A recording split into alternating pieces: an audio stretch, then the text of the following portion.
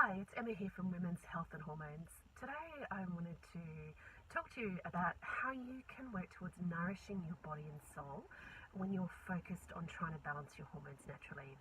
When your hormones are out of balance, it makes you feel totally out of whack. And when you feel out of whack, sometimes it's hard to get pleasure from doing the things in life that you might have enjoyed in the past that you know have always made you feel good. And then when you need to try and start this process of balancing your hormones naturally, it does require some lifestyle changes, some changes in nutrition. And when you're already feeling completely out of whack, that can be a real challenge. So finding ways to help you feel more nourished mentally, emotionally, and physically through this journey will really help you stay on track.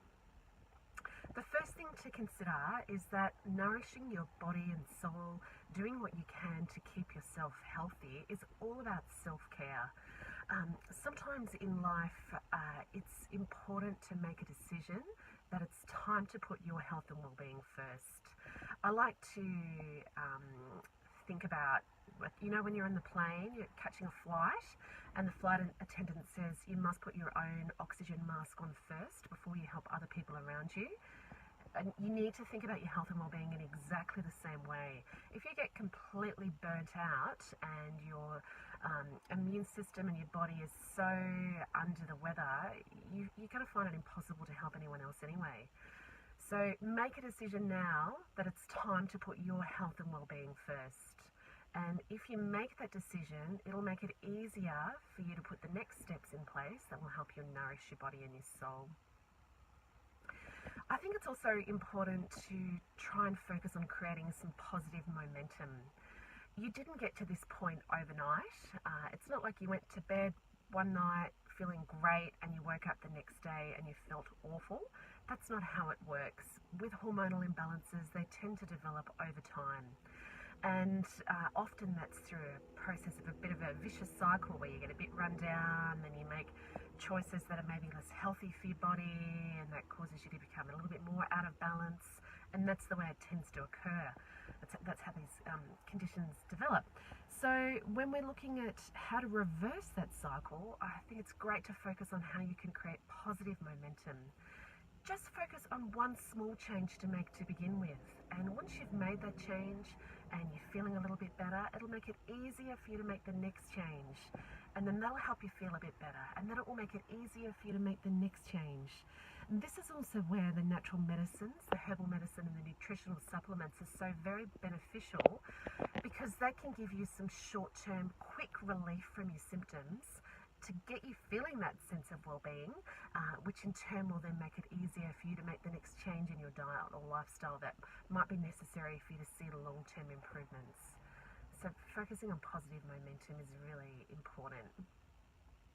It's also valuable to try and make a list of things that you know have helped you feel good in the past, anything that's helped you feel good in the past, and put steps into place to try and start doing those things now. Sometimes when you're really out of balance, like I was saying before, doing the things that gave you pleasure in the past don't feel pleasurable anymore, and then the natural human tendency is to stop doing them. But if you completely stop doing them, it means you lose the opportunity to subtly notice those little flickers of joy coming back into your life as your body does start to come back into balance again. So make a real effort to continue doing things that helped you feel good in the past. We've got to make time in life to do the things that make life worth living.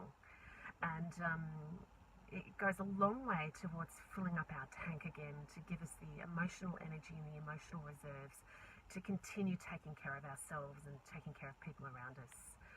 So fill up your tank, do things that make you feel good. Even if they don't feel good now, keep doing them.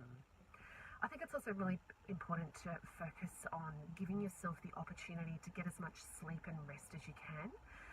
One of the symptoms that occurs for women when their hormones are out of whack is insomnia. And if you become sleep deprived, it makes it even harder to restore balance to your body. So you can't always necessarily control exactly how much sleep you get, especially when your hormones are right out of balance. But you can give yourself as much opportunity for good sleep as possible. So make a decision. Make a decision. I'm really going to focus on trying to give myself a good 8 hours of sleep a night, even if I don't get a consistent 8 hours. Focus on a bedtime routine that feels good to you. Try to avoid using screens and for at least that hour, 1 to 2 hours before bed. Make sure that your bedroom is really cool and dark. And do everything that you can to facilitate healthy sleep patterns. Um, the more sleep you get, the easier it will be for your body to rebalance your hormones. And don't forget, your symptoms are really just the tip of the iceberg. So we've talked about the iceberg before, the symptoms that you're experiencing that are making you feel out of balance. It's really just the very tip. Do everything that you can to take a deeper dive and look at what's lying underneath the surface of the water. The more deeply you can work there in identifying and addressing the underlying root causes that have caused your imbalance in the first place, the easier it will be for you to see long-term improvements in your health and well-being. And this in turn will help you feel as nourished in every way as possible, mentally, emotionally and physically. And give yourself that opportunity, to feel spiritually nourished as well.